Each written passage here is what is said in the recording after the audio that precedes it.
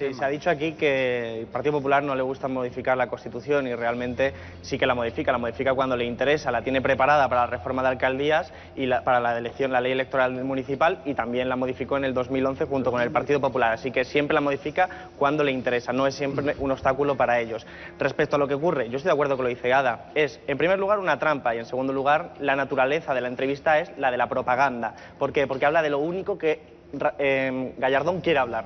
No habla de la ley del aborto, se ha dicho ya aquí, que es algo que está en la boca de todos en la calle, pero no habla de las tasas judiciales, lo cual convierte la propia entrevista en una tomadura de pelo, porque nos intenta hacer creer Gallardón que la justicia es igual para todos, cuando es el mismo ministro el que ha creado una justicia solo para ricos, imponiendo tasas, de modo que los pobres tienen más difícil acceso a la justicia.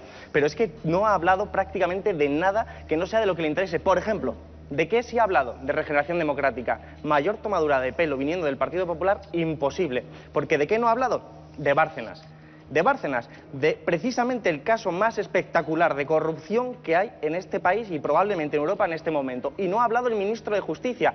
Yo recuerdo que cuando Izquierda Unida y otras organizaciones presentamos la querella contra Bárcenas, el Partido Popular salió a decir que eso era un insulto al pueblo español, salió a defender a Bárcenas, dijo que era inocente. Y después de todo eso, que no lo olvidamos, ¿cómo puede venir el Partido Popular de financiación, que se ha demostrado los sobresueldos, que se ha demostrado donaciones de empresas al Partido Popular, empresas que se benefician de contratos públicos? ¿Cómo puede venir el Partido Popular a decirnos que es la bandera, el estandarte de la regeneración democrática? Solo puede ser tomándonos el pelo. Alberto Garzón, ¿tú también preferirías no ser aforado? Efectivamente, a pesar de que soy aforado, pero lo soy no por voluntad propia, sino porque va adjunto al mismo hecho de la condición de ser diputado del Congreso. Pero yo soy de los que piensan y que pensamos que la condición de un político debe ser siempre la misma que la de un ciudadano normal, y por lo tanto el aforamiento es un exceso que suele servir, como se ha dicho aquí, para encubrir delitos o como mínimo para retrasar lo que es el procedimiento judicial y de esa forma facilitar que esa persona pueda librarse en última instancia. Por eso soy partidario de quitar el aforamiento a todos los políticos. Ahora bien, creo que en el caso de jueces y fiscales, o mejor, gente de la instancia judicial, podría tener sus complejidades. Pero desde luego lo que estoy totalmente de acuerdo con lo que dijo Inda, nada más comenzar el programa, es que lo que es verdaderamente obsceno es el aforamiento de la Casa Real, del Rey, porque verdaderamente desde la Constitución hasta este mecanismo sirven para proteger y encubrir posibles delitos del Rey, que es inviolable desde la Constitución hasta este mecanismo, que permiten que el Rey pueda robar, saquearnos o incluso hasta matar totalmente impune, a diferencia de lo que sería un ciudadano normal. Y dado que yo quiero quitar los aforamientos a todos los políticos, lo cual me incluye a mí, a Carmona, a todos los que estamos aquí siendo aforados, lo hago extensible a la figura del Rey. Eso es lo que tú te esperas, Eduardo Inda. Vamos a ver lo que se espera Alberto Garzón este martes, pregunta concreta en el Congreso. Efectivamente, y además a los que hemos llevado siempre los temas de amnistía fiscal no nos sorprende en absoluto. ¿Puede los Pujol haberse acogido a la amnistía fiscal? Pues sí, puede haberlo hecho y muy probablemente lo haya hecho. ¿Por qué?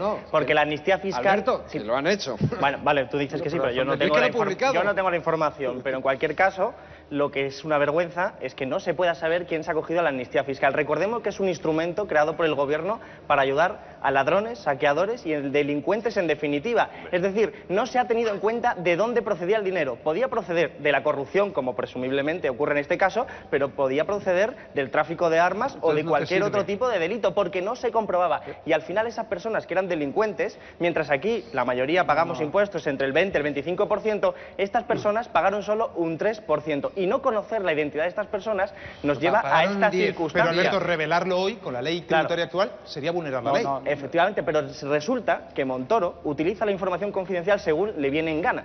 Igual que con Bárcenas no lo dijo, mintió, de hecho, mintió como acabamos de ver, siempre ha soltado en el Congreso de vez en cuando, como cuando, por ejemplo, acusó a los actores de no estar pagando impuestos para ponerles en la diana. ¿Cómo podía Montoro saber eso? Porque tenía acceso a la información privada y la hizo pública porque le interesaba al Partido Popular atacar a los actores. Y cuando no le ha interesado, no lo dice. Por lo tanto, Montoro no es un tipo, desde luego, riguroso en estos Luis términos. Tosar ha contado hoy que le están haciendo una complementaria. Gerardo Camps. Vamos a ver, la amnistía fiscal está preparada para delincuentes, por lo tanto ya hay un delito, es que aquellas personas que se pueden acoger a la amnistía fiscal son personas que no han declarado sus impuestos durante las décadas anteriores, por lo tanto son delincuentes cuando se acogen a la amnistía fiscal. Efectivamente, el gobierno del Partido Popular diseñó un instrumento para delincuentes, para ladrones de los que roban a manos llenas. Ese fue la amnistía fiscal. Y ahora estoy obligado, y ya me habéis hecho la trampa, ya le estoy obligado a darle la palabra a Camps, pero brevemente, por favor, que si no Eduardo Inda se va a enfadar, como Paco Maruenda, y con razón. Amnistías fiscales ha habido y probablemente habrá. Dos del PSOE y una del PP. En este país y en el resto de países de la Unión Europea, y no es un instrumento para que los delincuentes puedan blanquear su dinero. Muy al contrario. Es una búsqueda en un momento determinado de inversión que está fuera y que pueda estar dentro. Alberto Garzón, ¿qué te parece este recorte que hemos visto en el famoso informe? Yo creo que... bravo, pero no por el recorte, ¿eh? Por Alberto Garzón, por sí, supuesto, hombre, faltaría no, más. ¿Qué tal, profesor? ¿Qué tal, Yo creo que no es ninguna sorpresa, en primer lugar, la opacidad con la que el gobierno hace economía, es decir, diciéndole las cosas solo a aquellos a los que les interesa, que son los inversores internacionales, y manteniendo siempre oculta su verdadera agenda a la población, de ahí la opacidad.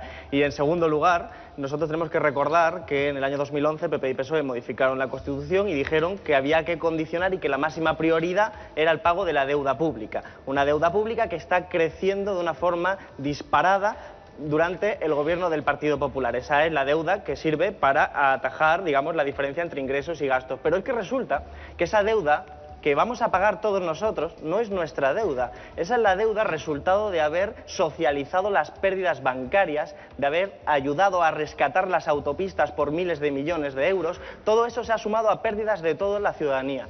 Y en cambio, cuando hablamos de ingresos, que ahí aparece también situado, es verdad que se suben los impuestos indirectos, es decir, se sube el IVA, lo que pagamos por comprar los pañales, lo que pagamos por cualquier producto básico. Pero el IRPF a las grandes fortunas se le ha bajado. Y aquí hemos llegado a discutir en este programa de esto. A las grandes fortunas el IRPF se le ha bajado. Por lo tanto, yo digo una cosa, la política del Partido Popular es exitosa. Es exitosa, pero no para la mayoría de la población, sino para una minoría de la población que se está enriqueciendo. Pongo un dato, lo tengo aquí. En el año 2013, los cinco bancos más grandes multiplicaron sus beneficios por 4. Tuvieron 8.000 millones de euros. Y el número de ultramillonarios, de personas que tienen más de 30 millones de euros en activos líquidos, se multiplicó por 8. Por lo tanto, aquí lo que está ocurriendo es que todo esto está funcionando para una minoría de la población. Gerardo Camps.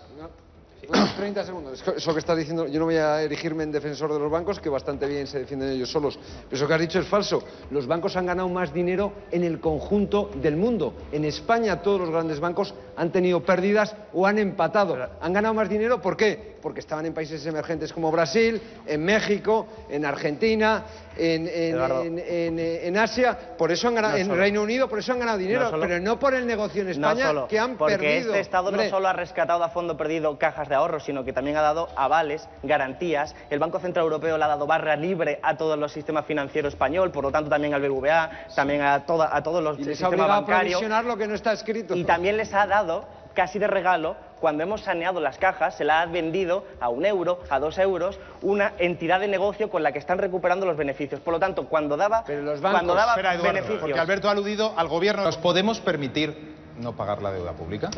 Vamos a ver, todos querrían pagar la deuda pública. Lo que ocurre es que ahora mismo tenemos dos cuestiones. Uno, es inmoral porque no es nuestra deuda, lo decía yo ahora mismo, hace un momento, y en segundo lugar, porque es necesario reestructurarla para poder pagarla, porque ahora mismo es un volumen tan elevado que se hace una reestructuración, que es algo no del siglo XIX, sino que se ha hecho incluso hace unos años en Grecia, para poder pagarla. Por lo tanto, no es solo un tema económico ni moral, sino que también es democrático, de que la ciudadanía sepa de dónde está esa deuda, cuál es su causa. Porque voy a poner un ejemplo muy obvio. ¿Por qué hemos dicho nosotros que Guindos y Rajoy son empleados de la banca? Porque actúan para ellos. Si, Antonio, tú, por ejemplo, tuvieras 1.000 millones de euros, que no los tendrás, me imagino, pero se lo prestas a alguien que va al casino, se lo gasta y los pierde, tú le has prestado dinero a alguien que se lo ha jugado y lo ha perdido, tú te quedas sin poder devolver tu dinero, no lo vas a tener.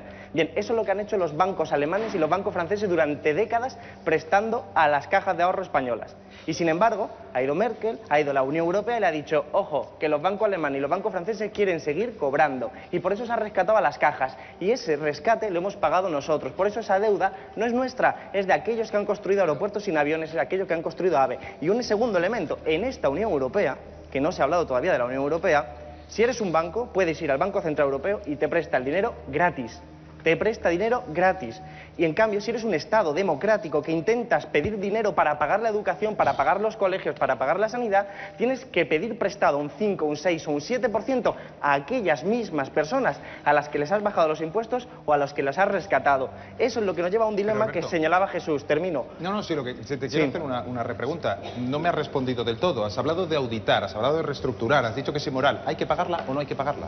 Hay que pagar una parte, que es la que corresponda, por ejemplo, a aquellas personas que han podido prestar, por ejemplo, fondos de inversión, de pensiones, por ejemplo, gente que tiene su fondo de pensiones y se ha invertido en deuda pública. Eso naturalmente se paga. Ahora, si es un banco el que ha prestado al Estado, porque recordemos que esto es un ciclo muy sencillo. El Banco Central Europeo le presta dinero al 1% a un banco. El banco le presta dinero al Estado al 5%. ¿Qué ha pasado aquí? Pues que le hemos prestado dinero a alguien para que nos lo preste más caro. Nos ha estafado. Eso en la Unión Europea es legal y eso es lo que está ocurriendo y eso es lo que lleva el drama de Francia y de Hollande. El profesor... Sí, yo quería que el profesor explicase una cuestión que a mí me parece central, porque estamos situando como el problema de la deuda pública. En el año 2007 la deuda pública no llegaba al 40%. La deuda pública se dispara después de la crisis. Por lo tanto, todo discurso que pretenda decirnos que la deuda pública es el problema actual, que es el problema originario de la crisis, miente. Ahora bien, yo le quiero hacer al profesor una sugerencia, o que explique, por ejemplo, la diferencia que hay a la hora de pedir prestado si eres un banco o si eres un Estado, porque creo que ahí reside una cuestión fundamental, y es que un banco, para especular, puede pedir prestado gratis, y un Estado, para pagar la sanidad y la educación, tiene que pedir prestado a los propios bancos al 5%. Eso es una discriminación que está en el seno de la Unión Europea. Entonces es un problema también democrático, y yo creo que lo puede explicar para que se entienda muy bien. El carry trade. El carry trade, en definitiva, quiere decir, lo digo para que todos nos entiendan, carry trade, el Banco Central Europeo te deja dinero prácticamente al 0,1, 0,15%, y los bancos, ¿qué hacen? Pues los bancos, en vez de poner ese dinero, que sería el objetivo, pero esto es un problema de competencia del Banco Central Europeo, de poner este dinero en el sector privado y, en definitiva, de dar oxigenación a la economía real, lo que hacen es decir, yo invierto, ¿en qué invierto? En deuda pública, y claro, ahora suerte que la deuda pública están bajando los tipitos y tal, pero en cualquier caso al 4 o al 5%. Eduardo Inda. No, yo lo que quiero decir es lo mismo que le decía a Ada Colau, pues no paguemos toda la deuda, insisto, tendremos que salir de la Unión Europea, sí, es lo que has dicho tú, que habrá que reestructurar la deuda, que es un eufemismo para decir que no se pague toda la deuda. Y venís a decir, no, es que la deuda no es nuestra, la deuda es de todos los ciudadanos españoles. ¿La deuda de quién va a ser? ¿De todos los ciudadanos españoles? ¿Que han gastado más de la cuenta y han gastado mal? Sí, pero ¿quién ha elegido a los que han gastado mal? Todos los ciudadanos. Otra cuestión. Hablas de las cajas, en las cajas vosotros estabais, por ejemplo, en Caja Madrid teníais buena representación, por cierto, y estabais en el Consejo de Administración, o sea, que no vayáis dando lecciones de moral, porque en las cajas que hundisteis los políticos estabais también vosotros, los de Izquierda Unida, Alberto. Tú no, pero los tuyos sí. Y cualquiera que sea responsable de cualquier ámbito, naturalmente tiene que pagar. Sí, pero es que tú hablas como si no fuera con vosotros la vaina. No, claro. Yo estoy diciendo que cualquiera que haya sido culpable tiene que pagar. Se esconda detrás de las siglas que se esconden. Además, siempre lo hemos dicho, hemos sido muy claros. Y esas personas que han estado en esa caja de ahorro ya no están en Izquierda Unida. Pero reestructurar la deuda no es dejar de pagarla toda. Es cambiar las condiciones de un contrato. Si yo no te puedo pagar, porque no tengo dinero para pagarte, lo reestructuro. Pues insisto. Eso lo ha hecho Estados Unidos. No nos venderán productos de primera necesidad, bienes de equipo, automóviles, pero que no es una utopía. Yo creo que lo que tenemos que ser conscientes en primer lugar es que estamos en un momento de emergencia social y los debates precedentes así lo han demostrado. Emergencia social y por lo tanto también esperanza política en el sentido de que los responsables de que nos encontremos en esta situación, Partido Popular y Partido Socialista, que se han alternado en el gobierno y que han mantenido el núcleo del sistema político y del sistema económico, están perdiendo popularidad y se abre una oportunidad para aquellos ciudadanos y ciudadanas que crean en la transformación social de este país. ¿Y cómo se haría eso? Pues hay que debatirlo y hay que hacerlo sobre todo desde abajo. Venimos haciendo en los últimos años una cuestión muy interesante. Luchamos en la calle para defender la sanidad pública, la educación pública, las diferentes mareas. Hemos pedido la democracia real, hemos tenido precedentes como el 15M. ¿Por qué todas esas luchas no pueden cristalizar en una unión institucional, en defender en las instituciones todo eso?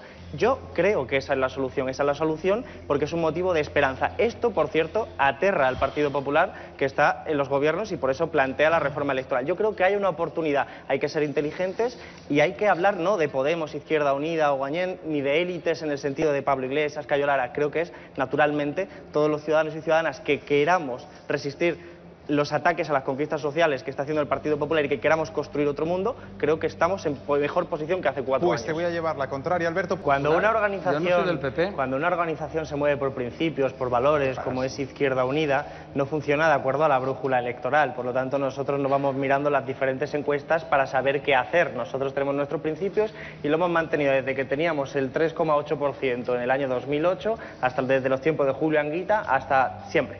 Y eso es lo que nos va a permitir precisamente afrontar procesos de ilusión en el que la gente se da cuenta de que tenemos una oportunidad histórica para tomar el poder institucional en las alcaldías y también en el gobierno de España. Solo podréis tomar si pactáis con el Partido Socialista, que hable Carmona. Estoy hablando, porque solito no lo vais a poder hacer. Estoy hablando sin contar con el Partido Socialista. La gente organizada haciendo otra política, nueva política distinta a la que se ha hecho en este país desde el año 78 y que nos ha traído a este lugar.